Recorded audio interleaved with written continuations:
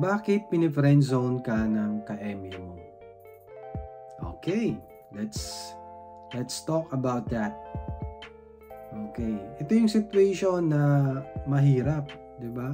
Kasi akala mo same kayo ng feelings pero at the end of the day, mali pala yung akala mo. Okay, number one reason bakit mas pinili ka niyang maging friend na lang compared maging jowa. Okay? Ang totoo niyan, marami pa siyang gustong makita niya sa'yo. Okay? Either sa characteristic mo, hobbies mo, mindset mo, sports mo, or whatever na gusto niya makita sa'yo.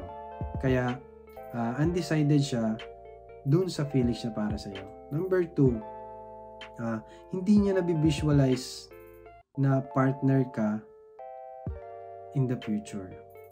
Okay? Meron talaga siyang gusto na ibang babae na gusto niyang jowain. Ang sakit, 'di ba? Pero that's reality check. Okay? Kailangan mong tanggapin na friend lang talaga yung tingin niya sa'yo. Okay? But sometimes, kailangan mo talaga itong ma-experience. Bakit? Para mahanap mo yung taong deserve ng feelings mo.